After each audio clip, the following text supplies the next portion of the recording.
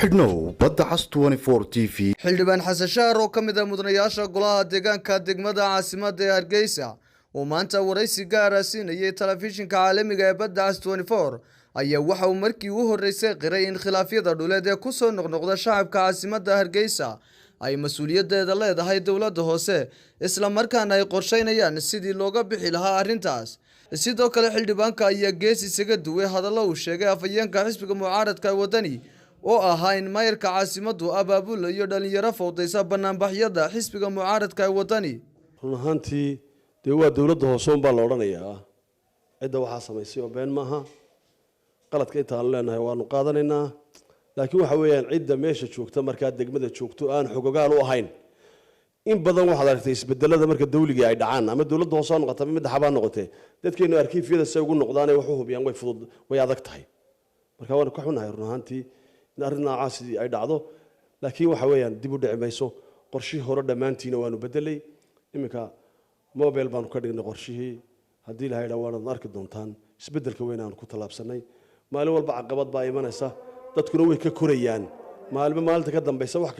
maalin walba wajh cusub baa ku imanaya laakiin waa adeeqooyinkii aad uga wareegi lahayd horta qofku wuxuu jecel yahay buu sheegaa wuxuu isagu jecel yahay buu sheegay maayarku waa gudoomiyaha guddiga nabadgelyada ee caasimadda weeye maaha qof shicib sidiisa maayarku waa nin loo dareeray weeye Hargeysa dhan baa intay baxday dooratay maayarka 25 xildhibaan bay Hargeysa u dareerto loo codeeyay Soomaa 24 baa u codeeyay isaga maayarku halkan caasimadda waa duqa ugu miisaanka badan leh xaq buu u leeyahay deegaanka iyo dadkana inuu ka hadlo waxa uu ka digayay dadka masaakiinta ee xamasta ee da'yarta ee caruurta yar ee iskuulada dhiganaysa u soo shaqeynaya inaan la jiidin bariiskooda wax kale maayarku kama shaqeyneen laakiin isagu wuxuu ka shaqeynayay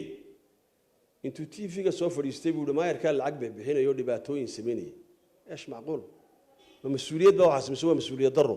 qofka haddii sidii dhagaxa la soo tuuro waa dhagaxun buu ahaa isaguna waa la soo tuuray isaga maaha cidda waxaan sameynaysaa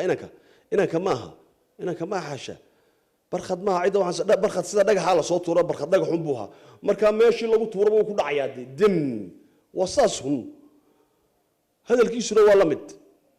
laakiin waxa weeyaan ciddii soo dirtay ayaa eeday iska leh cidaasaan la hadlaynaa anagu sidoo kale xildhibaan xasan shaar ayaa waxa uu qiray in xukuumadda kulmiye ay dhigi jirtay mudaharaado sharci darro ah waqtigii xisbiga kulmiye uu ahaa mucaaradka su'aashaad weydiisay waa mid jirta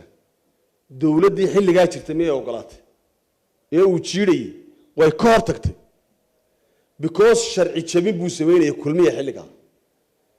isagoo aan weydiisan marka uu mudaharaad u dareeray dawladdu way ka hortagtay booliskuna sidoo kale u hortaagnaa qaladna way hayd may hayn sax ha u qaadanin sax dadna way ku dhinteen may hayn sax qaladna way hayd waxaan ku sheegayaa maanta ta uu xisbiga wadani ku kacayaana waa la mid hadduu uu yiraahdo shalay kulmiyaa qaldamayay anna maanta aan qaldamaya ma dadka beerkooda iyo dhiigooda lagu ciyaaraya oo aynu qaadanaa miyeynaan dad caqli oo maalin kaliya ay wax u kordhayaan miyeynaan hayn oo koraya waa maxamed andar telefishinka caalamiga ee badda cas 24 magaalada Hargeysa kada diyaaradaha ee Air Djibouti waxay ku diyaarisay qolka VIP-da oo ku yaala gudaha madaarka caalamiga ah ee Djibouti soo dhaweyn diiran iyo si gaar ah lagu shaqeeyo ayay kula diyaar yihiin shaqaalaha shirkadda oo kugu adeegaya goob si casri ah u qalabaysan naftuna raaxa iyo deganaansho ka helayso waxa kale oo ku diyaara gaari kuwa raaxada ah oo ku geynaya halka ay diyaaraddu ka kacayso wixii faahfaahin ah ee inta dheer kala xiriir telefoonka iyo ciwaanada shaashada kaaga muuqda Djibouti sugar Djibouti sugar